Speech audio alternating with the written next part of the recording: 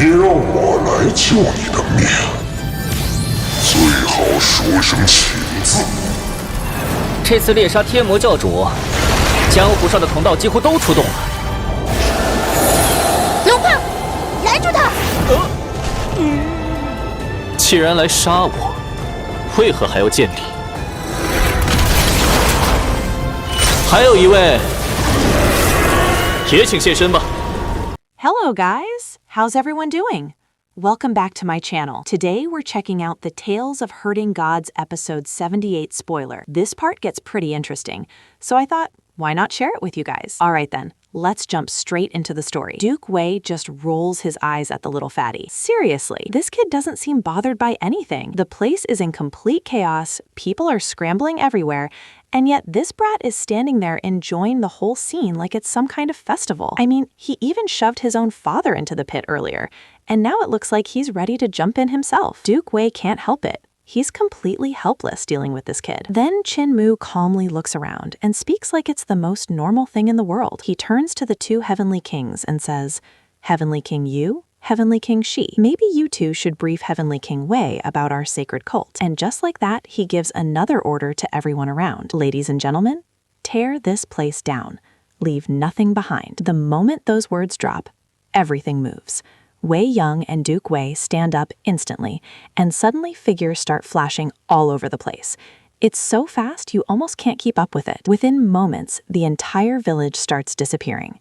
Planks, pillars, stalls, everything is dismantled cleanly and stacked in neat piles like it was planned days in advance. Even the iron walks, kerosene lamps, and cooking stands are carefully packed away. And then something even stranger happens. A few hallmasters pull out these massive flags and gently cover the piles of wood. For a second, everything is hidden beneath the cloth, and when the flags are lifted again, gone. Just like that, every plank and pillar vanished without leaving a single trace. Another group does the same thing with the monks from Nantou Monastery. They cover the bodies with those huge flags, lift them up, and the corpses are gone too. Not even a stain left behind. Meanwhile, some other hallmasters are literally shoveling up the ground itself, huge chunks of soil, and dumping it straight into the mud river so the current can wash everything away. And honestly, watching all this happen makes you wonder, just how many times has this cult done something like this? Because the speed, the precision, it's almost frightening. In no time at all, the entire area is completely cleaned. The bustling night market that existed here just moments ago has been erased from existence. Anyone passing by later wouldn't even believe anything had ever happened here. Qin Mu looks around one last time and simply says, "Disperse." That's it. The few hundred hallmasters and guardians bow respectfully to him. Some sweep their massive flags and vanish instantly. Others wrap themselves in their cloaks and slip away. A few blend straight into the darkness, while others beat on their flower drums as they disappear. Some even push away their single wheel carts like ordinary workers leaving for the night. And just like that, everyone is gone. The lively market from earlier has sunk into complete darkness. Now only 5 people remain: Qin Mu, Wei Young, Duke Wei, and the 2 Heavenly Kings. Far off in the distance, faint lights glow near the city gate. That's the real night market, the one that never stopped bustling. Qin Mu quietly turns and starts heading back toward the capital, leaving the 4 behind. Duke Wei has only just joined the Heavenly Devil cult after all, so Heavenly King Yu and Heavenly King Shi stay back to explain the rules. Probably a good idea too, because one wrong move in this cult could be a disaster. Meanwhile, Qin Mu walks toward the city, taking his time. The night market is lively. Lanterns glow everywhere, lighting up the streets in warm colors. Scholars stroll around chatting with beautiful maidens, completely forgetting the time. Some literary types are loudly showing off their poetry, while martial artists demonstrate flashy techniques to anyone willing to watch. And every now and then you hear girls laughing from the side streets. Qin Mu watches all of this and can't help but feel moved. The capital city really does have everything. No wonder so many brilliant people gather here. Just then, soft white flakes begin drifting down from the sky. Snow. Feather-like snowflakes swirl under the lantern light and land gently on people's shoulders. Many people stop walking and look up at the sky. Beautiful snow! Excited voices echo through the street. Under the glow of the lamps, the snow almost sparkles. Some young women stand beneath shop roofs, stretching out their hands to catch the cold flakes in their palms. And strangely enough, the snowfall doesn't drive people away. Instead, even more people come out to enjoy it. Qin Mu watches the scene and suddenly thinks to himself, "It's snowing. The end of the year must be close. If that's the case, the Imperial College will probably let the scholars return home soon for the new year. Which makes him wonder, are Granny and the others already back in the village? The aroma of food suddenly fills the air. Steam rises from dozens of food stalls lining both sides of the street, carrying rich smells of meat and spices. Qin finally sits down at one of the stalls. Boss, 2 bowls of minced meat noodles, and add extra chili oil. Coming right up. Not long after, 2 big steaming bowls arrive. The surface is covered with bright red chili oil, and pieces of pork float between the noodles, perfectly balanced with 70% lean meat and 30% fat. Garlic shoots and leaves add another layer of fragrance. Qin takes a bite and instantly feels the heat. The spice spreads through his body, warming him up. He had only eaten once today, so the hunger hits him hard. Before long, he's slurping the noodles quickly, steam rising around him. But right then, someone suddenly laughs nearby. "Old brother Ken, finally found you!" Qin looks up. The man grins and sits down across him like they've known each other forever. "You promised to build an iron shell ship for me, so don't think you can run away now," he says loudly. Then he turns to the stall owner. "Boss, 4 bowls of minced meat noodles. Make them extra spicy. He's paying." Only after ordering does the man finally settle into his seat. Qin looks at him carefully, then smiles. "Brother Fan Yanskao, what are you doing in the capital?" "Yup, it's Fire Bandit Fan Yanskao." A scar stretches across his left eye, though honestly, Qin suspects it might just be pasted on for show. Fan Yanskao sighs dramatically. "Don't even ask. My luck has been terrible." He grabs a mouthful of noodles while talking. "My flying ship suddenly crumbled apart in midair. The whole thing started falling to pieces. Everyone on board nearly died." He shakes his head while chewing. "I had to exhaust all my strength catching people one by one in the air, but since I couldn't bring them to the capital anymore, I had to compensate them with a huge amount of money." Another bite. "How spicy, but so good." Then he continues complaining. "This morning I went looking for you at the Imperial College, but you weren't there, so I wandered around the city, and by pure luck I spotted you here." Fan Yanskao leans forward. "You have to help me build that iron shell ship." He wipes his mouth. "Now that the world is peaceful again, I'm going back to my old business." Qin face turns a little strange, because when a bandit says the world is peaceful, that usually means he's planning to become a bandit again. Still, Qin asked calmly, "Did you prepare the black iron, black copper, and the money? And what about the blueprint for the flying ship? Without one, building it won't be easy." Fan Yanskao grins proudly. "Of course I prepared it. I even bribed the shipyard registrar to get a full set of flying ship blueprints." The noodles arrive, and he immediately starts eating. "I already bought the black iron and black copper too. Everything's waiting at a shipyard near Mud River outside the city." He exhales heavily. "Right now, I'm completely broke." Fan Yanskao looks at Qin seriously. "So, this iron shell ship is my only chance to make money again." Qin smiles calmly and nods.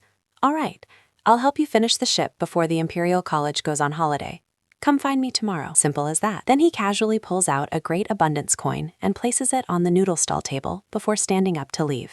Now the stall owner sees the coin, wipes his hands on a towel, and looks a little awkward. "Guest, I don't have the change for this.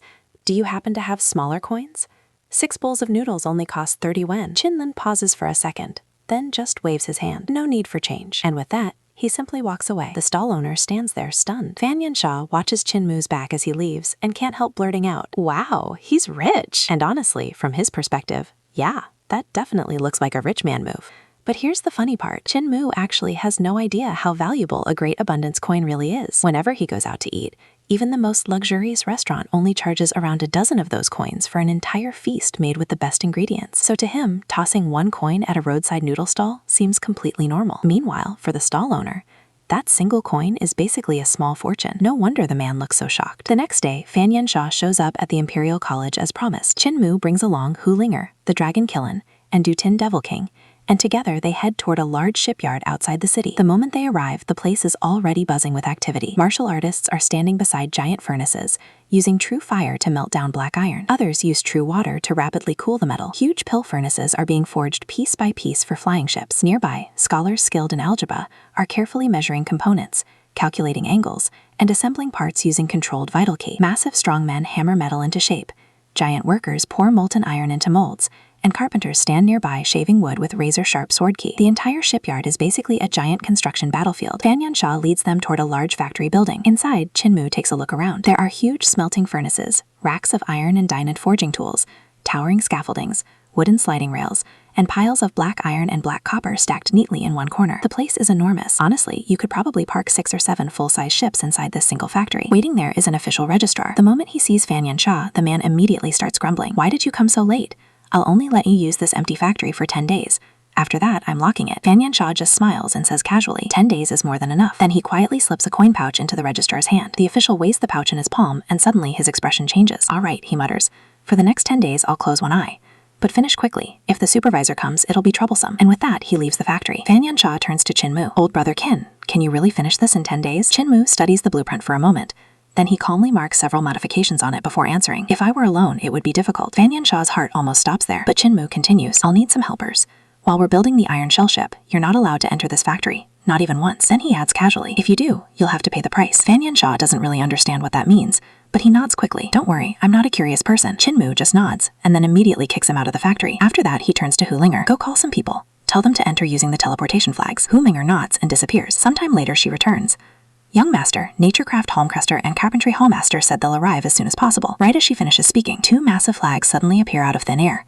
And under those flags are 200 followers of the Heavenly Devil King. Naturecraft Hallmaster and Carpentry Hallmaster personally lead them inside. Qin Mu hands over the blueprint. Can this be done in 10 days? The 2 Hallmasters study it carefully. Carpentry Hallmaster raises his head. Cultmaster wants to build an iron shell ship? Then the pill furnace must have extremely strong firepower. Qin Mu smiles. I'll handle the pill furnace. But we only have 10 days here, so it'll be tight. Then he asks, can you do it? The 2 Hallmasters exchange glances. Then they ask something that surprises Qin Mu. How many ships does Cultmaster want? With our 2 hulls working together, we can build 5 flying ships in 10 days. Qin Mu freezes for a second. 5? He mutters quietly. But we don't have enough black iron and black copper for 5 ships. The Hallmasters grin. Our hulls have plenty of materials. And the moment Qin Mu hears that, his eyes light up. Then we'll build 5. Just like that, the massive project begins. The Hallmasters immediately organize their people and start working. Over the next 5 days, Fan Yunsha visits several times, but he never dares step inside. From outside the factory, he can hear what sounds like hundreds of people forging metal at the same time. Clang, clang, clang. The noise never stops.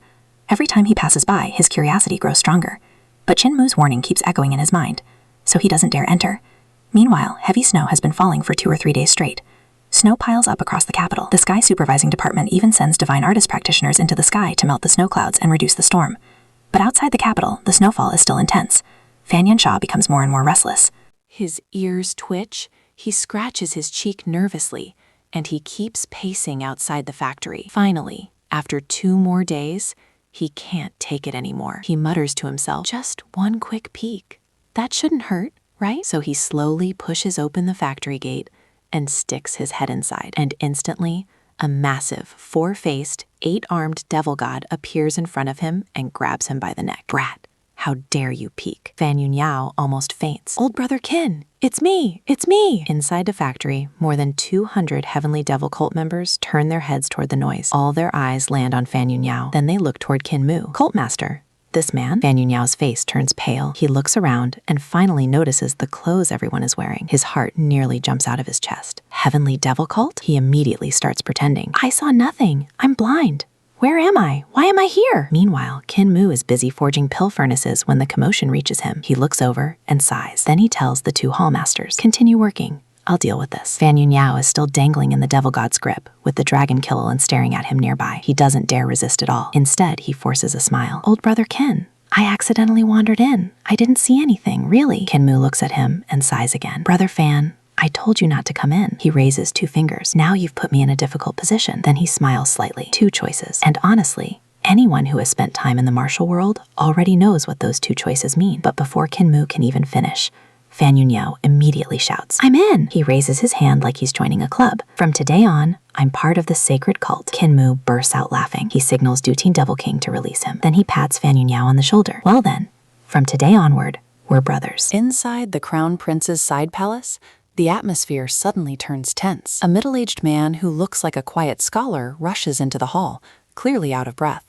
He doesn't even slow down before reaching the Eternal Peace Crown Prince. Your Highness, the Grand Priester is really dead. Yeah, that kind of news tends to hit like a hammer. The scholar continues quickly. There isn't a single monk left in Nantoa Monastery. Not one. It looks like the entire place was attacked and wiped out. Yesterday, Abundance Prefecture also sent confirmation. The monastery has been completely destroyed. For a moment, the room feels heavier. He lowers his voice a little. The Emperor was furious when he heard the news. He already sent people to investigate, but they couldn't find any trace of the attackers. No clues, no witnesses, nothing. And honestly, That's the most disturbing part. The scholar adds one more detail. The only rumor spreading among the people is that it was the work of Roland's Golden Palace. Because of that, the Emperor is considering sending troops beyond the Great Wall after the New Year. Now that's the kind of decision that could start a war. The Crown Prince slowly rises from his seat, but his expression, it's dark. Couldn't find any trace? He mutters. Then he lets out a cold laugh. I'm afraid it's not that Father couldn't investigate. It's that he doesn't want to. The scholar freezes. The Crown Prince walks forward slowly, hands clasped behind his back. This was obviously the work of the Heavenly Devil Cult. His voice becomes colder with every word. Only the Heavenly Devil Cult, the head of all devils, could carry out an operation this clean. No witnesses, no traces, nothing left behind. And honestly, if you think about how Qinwu erased that entire night market earlier, yeah, that level of precision suddenly makes a lot more sense. The Crown Prince continues. They lost 2 heavenly kings not long ago. Of course they would want revenge. He turns sharply toward the scholar. Go to Great Thunderclap Monastery. The order is immediate. Request an audience with Old Rulai. I want to know exactly who the new cult master of the Heavenly Devil Cult is. That name hangs heavily in the air, because whoever is leading the Heavenly Devil Cult now clearly isn't someone ordinary. The Crown Prince walks slowly across the room, his hands still behind his back. Nantoa Monastery was part of the Buddha's path, he says calmly. Old Rulai won't simply ignore this. Even though the Grand Priester is dead, the Crown Prince knows something important. We cannot lose our connection with Great Thundercrop Monastery. His voice becomes thoughtful, almost calculating. Old Rulai has never been satisfied with the Imperial Priester. That means he'll gladly help us. So in other words, this isn't just about revenge. It's about politics. It's about power. And the Crown Prince clearly understands the game. Then suddenly his expression turns cold again. I will have to kill someone. The scholar looks up, startled. The Crown Prince's voice drops into a sharp, icy tone. A warning. He stops walking and stares out into the distance. The sects of the martial world need to see clearly that I'm not some useless Crown Prince. The air in the room feels like it just dropped 10 degrees. Then he says the final line almost like a quiet threat. Anyone who dares touch my men should prepare to be wiped out. The middle-aged scholar takes a careful breath before speaking again. He clearly isn't done yet. Your Highness, the Heavenly Devil Cult is still one of the 3 greatest sects in the world. Even though they haven't had a cult master for 40 years, they're still not something anyone should underestimate. He pauses, choosing his words carefully. Think about it. A sect that can survive 40 years without a leader and still remain this powerful, that means they are extremely united. Honestly, that's a scary thought. He continues. If this were Great Thunderclap Monastery or the Dao sect, would they dare go 40 years without a Rulai or Dao master? Of course not. But Heavenly Devil Cult did. The man shakes his head slowly. If your Highness underestimates them, you'll only end up at a disadvantage. For a moment, the room falls quiet, but the Crown Prince simply shakes his head. Relax. I'm not underestimating them. His voice is calm but serious. A force that can eliminate Grand Priester Sun Nantor, wipe out the monks of Nantor Side Palace, and destroy an entire monastery without letting a single piece of news leak out. He pauses. How could I possibly treat them as weak? Yeah, when you say it that way, it's actually terrifying. The scholar looks slightly confused though, and the Crown Prince notices immediately. Then he continues. But I don't need to make a move against the Heavenly Devil Cult myself. Now that's interesting. He slowly clasps his hands behind his back. The Dao sect and Great Thunderclap Monastery, those 2 sacred grounds have a much deeper grudge against the Heavenly Devil Cult than our Eternal Peace Empire does. He gives a faint, calculating smile. They've wanted to eliminate the chief of the Devil Path for a long time. They just never had the opportunity. Then he looks straight at the scholar and asks a question. What if that opportunity suddenly appeared? The scholar's eyes narrow. The Crown Prince continues, his voice slow and deliberate. What if the Emperor of Eternal Peace no longer opposed these sects? What if the Emperor stopped supporting the Imperial Priester's reforms? What if the Emperor dismissed the Imperial Priester entirely? And then he says the final part quietly. What if the conflict between the sects and the Empire simply vanished? Now that's not just a political move. That's basically flipping the entire power structure of the Empire. The Crown Prince tilts his head slightly. If that happened, do you think the Dao sect and Great Thunderclap Monastery would ally themselves with this emperor? Would they support him? The scholar's body trembles slightly, because now he understands exactly what the Crown Prince is implying. The Crown Prince looks out into the distance, his gaze deep. My father is talented and capable, but he trusts the Imperial Priester too much. His tone grows colder. With that level of trust, more than half the Imperial Court already belongs to him. He slowly clenches his fists. If things continue like this, the Ling family's foundation will disappear. That's a heavy statement. The Crown Prince keeps going. Father allowed the Imperial Priester's power to grow too large. If one day the Imperial Priester chooses to rebel, there will be nothing anyone can do. He exhales slowly, and if his influence keeps expanding like this, the dynasty itself may change hands. The room suddenly feels colder. Then the Crown Prince's voice turns serious. The elders of the Ling family, those who still care about the Empire, they've already noticed the warning signs. That's why 8th Uncle supported me. Apparently this whole situation has been brewing for a long time. 8th Uncle tried to persuade Father before, but Father refused to listen. He insisted on trusting the Imperial Priester. The Crown Prince's expression heightens, so 8th Uncle had no choice. He hoped I could change things. Now his voice becomes emotional. 8th Uncle helped him answer and conquer this empire. He carried the reputation of a traitor, secretly contacting martial sects and officials everywhere. all just to clear a path for me. The Crown Prince's hands start shaking slightly. And what happened in the end? He slams his hand onto the table. Bang! The sound echoes through the hall. It was all for nothing. His eyes turn red. He didn't even get to keep his body intact. The Imperial Preceptor personally had his head cut off. His voice is filled with anger. And now, rumors everywhere say that he was the traitor. For a moment, the Crown Prince can't even hide his emotions anymore. Tears appear in his eyes. I cannot watch the Ling family's empire be destroyed by my father's decisions. His voice trembles slightly. Even if that means I must become an unfilial son. Then he says something heavy, something almost tragic. I cannot be both loyal and filial, so I will choose loyalty to the Ling family. He starts pacing across the room. There are things that must be done, and I cannot pretend they don't exist. Then he laughs bitterly. The funny part is, my brothers and sisters are still living carefree lives. They have no idea what disaster is about to fall on our family. He stops walking. If the Ling family loses the throne, they will all be exterminated. His eyes burn with determination. I will not allow that to happen. I will not let the Imperial Preceptor, this devil, take over our nest. And then he finally says the real truth out loud. I will become the Emperor and stop it. Meanwhile,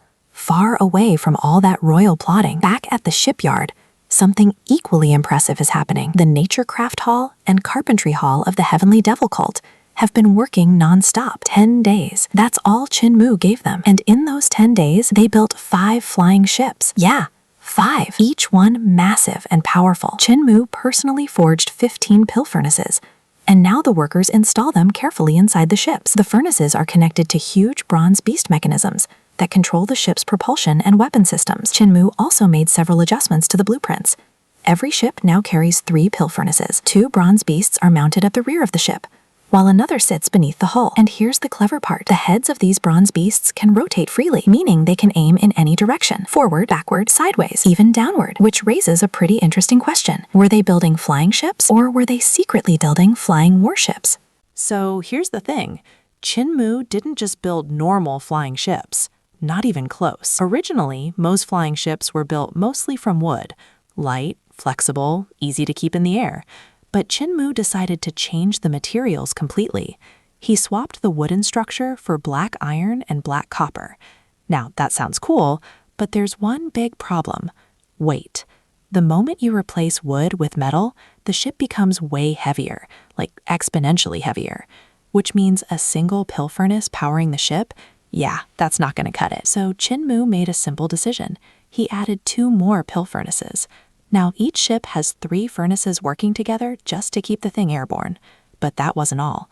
Qin Mu also installed another bronze beast under the belly of the ship, one that could spew fire downward. That way, when the ship takes off or lands, the extra thrust stabilizes it and prevents the whole thing from wobbling. Honestly, it's kind of genius, or maybe a little terrifying, because what he basically created are flying ships with serious firepower. Out of the 5 iron shell ships they built, 3 were large ships and 2 were smaller ones. Now, when we say small, don't get the wrong idea. Even the smaller ships were fully equipped. Inside the hull were guest rooms, storage areas, and all the facilities needed for long journeys. Everything was neatly designed. And then Qin Mu did something clever. He had the disciples paint wood grain patterns all over the ships. So from the outside, they look like ordinary wooden flying ships. With excitement, he keeps pacing back and forth around the ships like a kid at a candy store. Cult Master, which one is mine? Qin Mu casually points toward one of the smaller ships, and instantly, Fan Yinshaw's face drops. Wait, the small one? He looks back at Qin Mu with a hopeful expression. Can't I have one of the bigger ships? Qin Mu shakes his head. The large ships are meant for transporting soldiers and fighting wars. They're powerful but slower. Then he points again at the smaller ship. If you want to continue being a fire bandit, the small one is better. That actually makes sense. Smaller ship means faster speed. But Qin Mu adds another point. If you want the large ship, you could use it to ferry passengers, but those ships consume more medicinal stones. In peaceful times, passenger fares might not even cover the cost. Fan Yinshao rubs his chin. Yeah, economics of piracy. Who knew? After thinking for a moment, he sighs. All right, I'll take the small ship. Then he asks curiously, what about the other small one? Now again, small is a relative term. The ship is 30 yards long, 10 yards wide, and 15 yards tall. It can carry 20 to 30 people easily. That's still pretty massive. Qin Mu simply replies, that one will be my personal transport. Before sending the ships out, Qin Mu has all the Heavenly Devil Cult disciples change their clothing. You know, less evil cult, more normal workers. The 3 big ships are quietly driven out first. Then the remaining small ship is sent toward the Imperial College. Qin turns to Fan Yanqiao and gives him a final reminder. Incense Master Fan, you've already joined the bandit hall of our sacred cult. So apparently, yes, the Heavenly Devil cult literally has a bandit hall. Qin continues calmly. I won't interfere with how you make a living, but remember 2 rules. Then his tone becomes serious. You can rob people of their wealth, but you cannot take lives. And you absolutely cannot rape. Fan Yanqiao immediately nods. Don't worry. Then he proudly says, I used to be part of the Dao sect. Even after I got kicked out by the old Dao master, we fire bandits still follow our own rules. He raises a finger confidently. We never kill innocent people, and we never do that kind of thing. Then he adds proudly, there are 360 trades in the world, and every trade has its own master. I'll work hard and live up to the cult master's expectations. Qin just stares at him. Honestly, he looks completely speechless.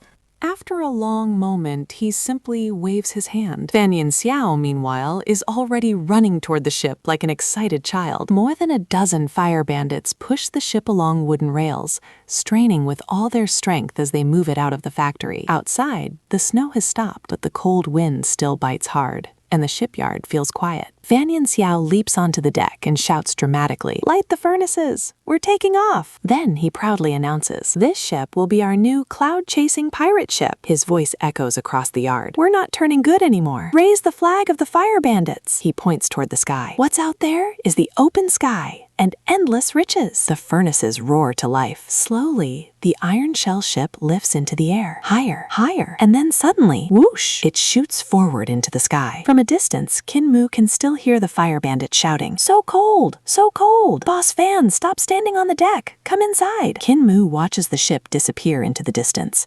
Then he turns back toward the capital with the Dragon Keeling, Hu Linger, and Dutian Devil King. A few days earlier, the snowfall had been extremely heavy. Even now, the sky is still covered in thick, dark clouds. No sunlight, just cold winds sweeping across the land. Hu Linger looks up at the sky and mires, It's been 10 days since we last saw the sun. 10 days? Qin pauses for a second. The snow had stopped, so why hasn't the sun come back? That's a little strange, but he doesn't think too much about it. Right now, the capital is getting ready for New Year celebrations.